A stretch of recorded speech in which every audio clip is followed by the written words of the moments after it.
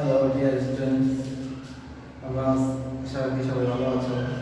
আজকে আমরা বলবো লেন্সের ক্ষমতা, লেন্সের সময় ও তুল্য লেন্সের রাশিমালা।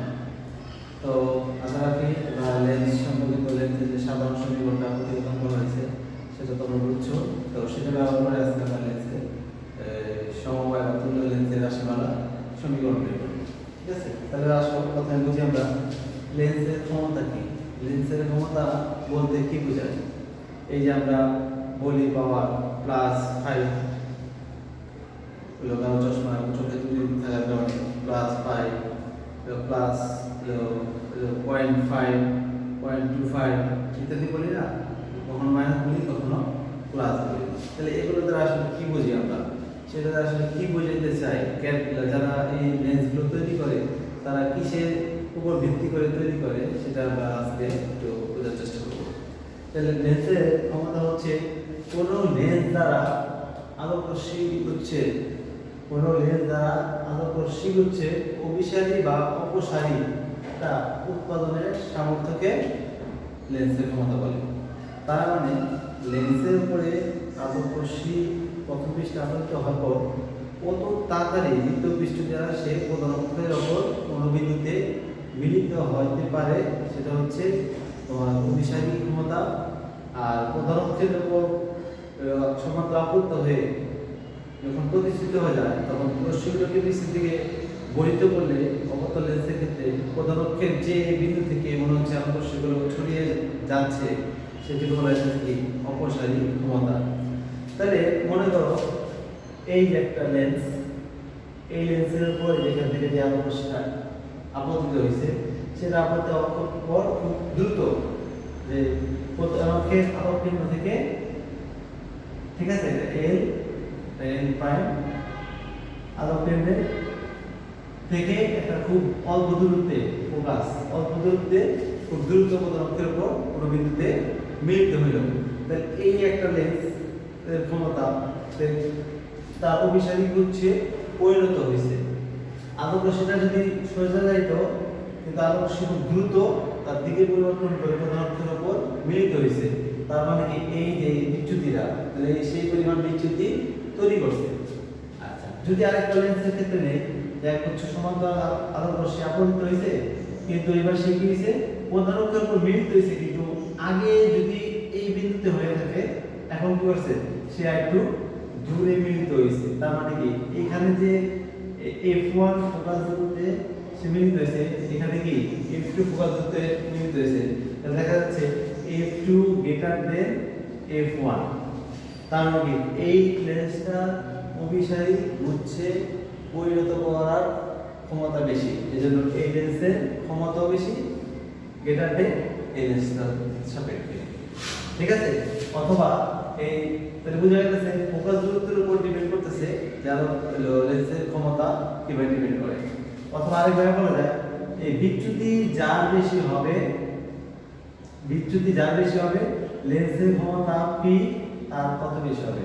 বিচ্যুতি যার যত কম হবে লেন্সের ক্ষমতা তত কম হবে। তাহলে বিচ্যুতির সাথে লেন্সের সমানুপাতিক সম্পর্ক ফোকাস দূরত্বের সাথে। দেখো ফোকাস দূরত্ব যারা ছোট তার ক্ষমতা বেশি, এজন্য পি এর সাথে একটা সম্পর্ক বের করা হয়েছে যে পি ইকুয়াল টু 1/f। এটাকে বলা হচ্ছে মানে যে অভিসারী বা অপসারী হচ্ছে পরিণত হতেছে তার যে ফোকাস দূরত্বের বিপরীত রাশি হচ্ছে লেন্সের ক্ষমতা সমান।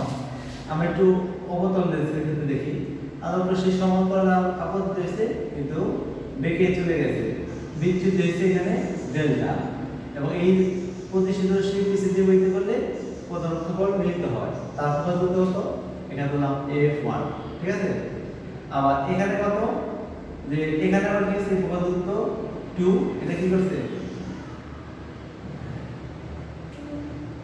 এটা একটু আর বেড়ে গেছে। তার মানে কি এই ফোকাস দূরত্বটা বড় হয়ে গেছে, তার মানে এখানেও f2 গ্রেটার দেন f1। ঠিক আছে, তার মানে বুঝে গেছে যে ফোকাস দূরত্ব যত কম তার ক্ষমতা বেশি, ফোকাস দূরত্ব যত বেশি তার ওই লেন্সের ক্ষমতা তত কম। এজন্য যে লেন্সের ক্ষমতা যে সমীকরণটা বের করা হয়েছে সেটা হচ্ছে f = 1/f।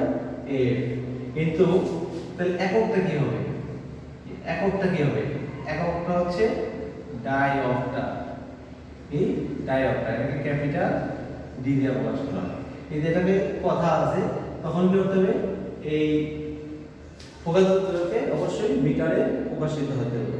তাহলে কোন লেন্সের ফোকাস মিটারে প্রকাশিত ফোকাস দূরত্বের বিপরীত সংখ্যাকে বলা হইতেছে ওই লেন্সের ডায়োপ্টার। তাহলে এক ডাটা কোন লেন্সের ক্ষমতা মিটারে প্রকাশ করে তার বিপরীত সংখ্যা নিলেই আমরা এক ডায়োপ্টার পেয়ে যাব। এজন্য আমরা উত্তর লেন্সের ক্ষেত্রে আমরা লিখে সময় +5d প্লাস ডায়োপ্টার, তারপরে কি লিখি -5 ডায়োপ্টার। তাহলে কি করতে হবে? এইটার ক্ষেত্রে ফোকাস দূরত্ব কত? তাহলে p ইকুয়াল যদি আমরা 1/f জানি তাহলে f ইকুয়াল কত? 1/p। তাহলে মিটার প্রকাশ করলে হতে হবে 5 ভাগ করলে 0.2 মিটার। ঠিক আছে, তাহলে 0.2 মিটার অথবা 20 সেন্টিমিটার ফোকাস দূরত্ব বিশিষ্ট। আমরা যেহেতু লেন্সের ক্ষেত্রে ফোকাস দূরত্ব পজিটিভ আর অপর লেন্সের ক্ষেত্রে ফোকাস দূরত্ব নেগেটিভ। ঠিক আছে, এটা হচ্ছে সে 20 মিটার ফোকাস দূরত্বে বিশিষ্ট দূরত্বকে অভিসারী উচ্চ পরিণত করবে, আর এটা হচ্ছে 20 মিটার কোন বিন্দু থেকে আলোকরশ্মিকে ছড়িয়ে দেবে। এটা হচ্ছে লেন্সের ক্ষমতা।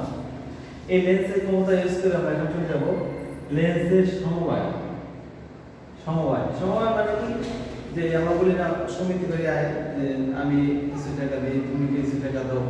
তাহলে যদি কতগুলো লেন্স পর একটা গা ঘেঁষে আরেকটাকে রাখা হয়, ঠিক আছে, কতগুলো লেন্সকে যদি পরস্পরের সাথে গা ঘেঁষে একই অক্ষের উপর রাখা হয় তখন যে লেন্সের সময় টোটাল যে সিস্টেমটা তৈরি হয় সেটাকে বলা হচ্ছে কি লেন্সের সমবায়।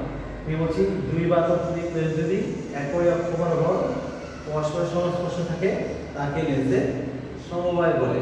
ঠিক আছে, এই সমবায়ের পরিবর্তে যেমন আমরা দুটো রোধ ইউজ করছি, যে 5টা 6টা রোধ ইউজ করছি, সমান্তরালে কত শ্রেণীতে কত, তাহলে আমরা যদি 5টা ইউজ না করে কিন্তু আমরা একটা বড় লেন্স ইউজ করতে পারতাম।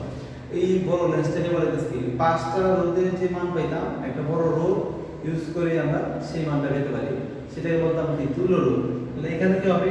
ওই 3টা 4টা 2টা লেন্স না ব্যবহার না করে আমরা যদি একটা বড় লেন্স ইউজ করি, যে ওই 2টা লেন্সের জন্য যে লক্ষ্যবস্তু ছিল তার জন্য যে দূরত্বে প্রতিবিম্ব পাইছি, যেভাবে প্রতিবিম্ব পাইছি, ওই বড় লেন্স ইউজ করার সময় যদি সেই একই দূরত্বে লক্ষ্যবস্তু রেখে একই দূরত্বে প্রতিবিম্ব এবং একই প্রতিবিম্ব প্রতিবিম্ব পাওয়া যায় তাহলে সেই লেন্সকে বলা হবে কি তুল্য লেন্স।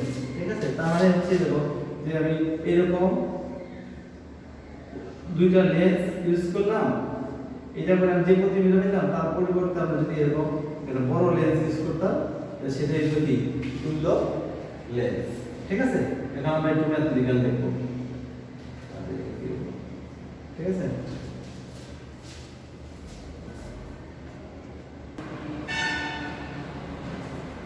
তো দেখো আমার তুল্য লেন্সের জন্য দুটো লেন্স দিলাম L1 এবং L2। এই লেন্সের ফোকাস দূরত্ব হচ্ছে f1, এটা হচ্ছে f2। ঠিক আছে, দোলক পদার্থের উপর অবস্থিত p বিন্দু থেকে একটা আলোকরশ্মি প্রথম লেন্স আপতিত হইল এবং দুটো লেন্স খুব থিন লেন্স হবে এবং দুটো কাছাকাছি একই কাছাকাছি অবস্থানে গা ঘেঁষে করে অবস্থান করছে। তাহলে এখানে লেন্সের যে উপাদান, এই লেন্সের উপাদান যা দ্বিতীয় লেন্সের উপাদানও তাই। ঠিক আছে, তাহলে কি হবে? আলোকরশ্মি এখানে আপতিত হয়ে কি হবে? প্রতিসিত হবে। প্রতিসিত হয়ে কি করবে? সে দ্বিতীয় মাধ্যম থেকে আবার দ্বিতীয় লেন্সের শেষ পৃষ্ঠ থেকে সে আবার প্রতিসিত হয়ে যাবে। তাহলে এটা হচ্ছে হালকা মাধ্যম থেকে যখন প্রবেশ করছে, হালকা মাধ্যম থেকে যখন প্রবেশ করছে সে বেঁকে গেছে কাছের মাধ্যমে, যে কাছের মাধ্যম থেকে যখন আবার বায়ু মাধ্যমে বেরিয়ে আসছে তখন আবার বেঁকে গেছে। তাহলে এই পি বিন্দু থেকে এভাবে সে আপতিত হয়ে এই পথে বেরিয়ে আসছে। যদি এখন এই লেন্সটা না থাকতো তাহলে কি আলোকরশ্মিটা এই পথে গিয়ে পি বিন্দুতে বিম্ব গঠন করতো। তাহলে পি বিন্দুতে হচ্ছে লক্ষ্যবস্তু। ঠিক আছে, তাই এখন যদি এই দুটো লেন্সকে আমরা ভেঙে ভেঙে অ্যানালাইসিস করি, যে প্রথম লেন্সের জন্য যখন পি থেকে আলোকরশ্মি আপতিত হইল তখন L1 লেন্সে সে প্রতিষ্ঠিত হয়ে যদি দ্বিতীয় লেন্স না থাকতো তখন সেই কিউ প্রাইম বিন্দুতে বাস্তব প্রতিবিম্ব সৃষ্টি করতো। পি বিন্দু থেকে আপতিত হয়ে লেন্সে আপতিত হয়ে দ্বিতীয় পৃষ্ঠ থেকে প্রতিসরণের পর যদি দ্বিতীয় লেন্স না থাকতো তাহলে কিউ প্রাইম বিন্দুতে সে বিম্ব গঠন করতো।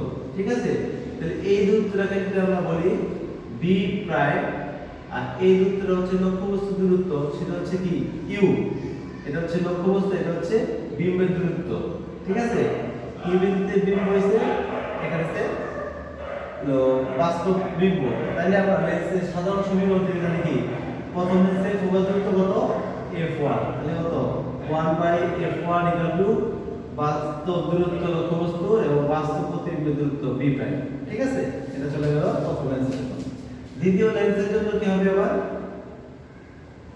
যে এই তোমার আলোর রশ্মিটা আছে, যে দ্বিতীয় প্রথম লেন্স আর দ্বিতীয় লেন্সের একই উপাদানের ভিতর দিয়ে যাচ্ছিল, সেটা এবার তির্যকভাবে আছে।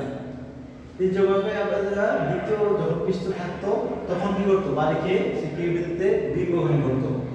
কিন্তু যদি দ্বিতীয় লেন্স না থাকতো তাহলে কি করছিল, সে কিউ প্রাইম বিন্দুতে বাস্তব প্রতিবিম্ব সৃষ্টি করছে। কিন্তু এখন দ্বিতীয় লেন্স চলে আসছে, তাহলে এইখানে আর এখন বিম্ব গঠিত হয় নাই। এখানে থাকার কথা ছিল কিন্তু দ্বিতীয় লেন্স থাকার কারণে সেটা নাই। এজন্য এই বিন্দুটা হয়ে যাচ্ছে কি অবাস্তব, দ্বিতীয় লেন্সের জন্য অবাস্তব লক্ষ্যবস্তু। আর আমরা এটা পড়েছিলাম তোমার লেন্সের প্রস্তুততরণ সমীকরণের ক্ষেত্রে এই অবাস্তব লক্ষ্যবস্তু কি।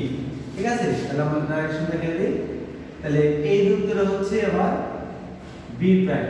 ঠিক আছে, এটা হচ্ছে কি যে আমরা মেইন যে ফাইনাল প্রতিবিম্ব, যে পি থিটা রশ্মি দুটো লেন্স দ্বারা প্রতিষ্ঠিত হওয়ার পর কিউ বিন্দুতে মিলিত হয়েছে, এই কিউটা হচ্ছে একদম ফাইনাল তোমার প্রতিবিম্ব। ঠিক আছে, আর কিউ প্রাইমটা হচ্ছে আবার ইন্টারমিডিয়েট একটা প্রতিবিম্ব সৃষ্টি হয়েছে যদি দ্বিতীয় লেন্স না থাকতো। ঠিক আছে, আর লক্ষ্যবস্তু তো আমার এই পাশে থেকে আছে টোটাল। তাহলে সেই ক্ষেত্রে আমার কি হবে, f2 1/v প্রাইম। এবার লক্ষ্যবস্তু হতো b প্রাইম, কিন্তু অবাস্তব বলে এখানে একটা মাইনাস প্লাস 1/v, এটাকে 2 নাম্বার, এটাকে 1 নাম্বার। তাহলে 1 ও 2 যোগ করে পাই কি 1/f1 plus 1/f2 1/u plus 1/v prime minus 1/v prime plus 1/v। এই অংশ কাটা চলে যাবে, তাহলে আমরা পাচ্ছি 1/f1 plus 1/f2 1/u plus 1/v। এই যে একটা নরমাল সমীকরণ পাচ্ছি। কিন্তু আমি যদি এখন এই দুইটা লেন্স ব্যবহার যেটা করেছি, যে এই একটা লেন্স আর এই একটা লেন্স, এই দুটো লেন্সের পরিবর্তে যদি আমরা একটা বড় লেন্স ইউজ করি, এখান থেকে যে প্রতিবিম্ব এখানে সৃষ্টি হয়েছে সেম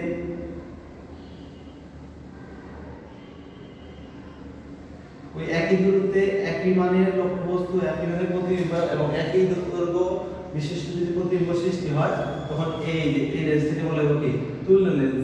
যেটাকে আমরা যদি বড় হিসাবে প্রকাশ করি তাহলে আমরা লিখতে পারবো কি এই 1/u প্লাস 1/v এর মধ্যে 1/f1 প্লাস 1/f2 1/f। এটাই হচ্ছে তুল্য লেন্সের রাশিমালা। এখন যদি আমরা অনেকগুলো লেন্স ইউজ করি তাহলে সেই ক্ষেত্রে হবে কি, অনেকগুলো লেন্সের ক্ষেত্রে মনে করো n সংখ্যক, তাহলে f1 plus 1/f2 plus 1/f3 dot dot dot 1/fn equal to 1/f। ঠিক আছে, এটা মাথায় রাখবা। এটা হচ্ছে লেন্সের তুল্য লেন্সের ফোকাস দূরত্বের সাথে সমীকরণ। এখন আমরা যদি 1/1 ইকুয়াল কত, যদি সবগুলো মিটার পরিচিত তাহলে হবে p1 p2 p3 plus dot dot dot plus pn equal কত, এটা বড় হাতের। ঠিক আছে, তাহলে ক্ষমতার সমীকরণ হচ্ছে এরকম আর ফোকাস দূরত্বের সমীকরণ হচ্ছে এরকম। এগুলো ইউজ করে আমরা করতে পারি। আর এখানে বিভিন্ন ধরনের একটা দুইটা তিনটা করে থাকতে পারে, তোমরা খেয়াল রাখবা। এটা হচ্ছে তোমার যে মানে উপাদানগুলো যেগুলো আছে তা প্রতিসরণতা থাকবে, এবং এই সিস্টেমের বাইরে যেটা আছে সেটাও তোমার নরমালি যেটা থাকে সেটা হচ্ছে সারাউন্ডিং বা চারপাশস্থ যে মাধ্যম দেওয়া থাকে। সেক্ষেত্রে আমরা লেন্স প্রস্তুত যে সমীকরণ ইউজ করছি সেটা ব্যবহার করে আমরা অঙ্ক করবো। কিন্তু খেয়াল রাখবে যে কোনটা সারাউন্ডিং এর প্রতিসরণ আর কোনটা উপাদানের প্রতিসরণ সেটা খেয়াল রাখবা।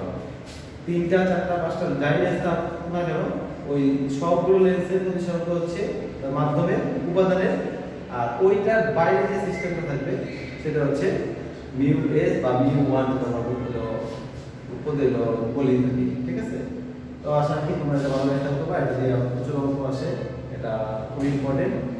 তো চেষ্টা করবা, আর যদি সমস্যা হয় তাহলে কমেন্ট করে জানাবা যে কোথায় বুঝতে অসুবিধা হয়েছে, ঠিক আছে? Thank you. করোনা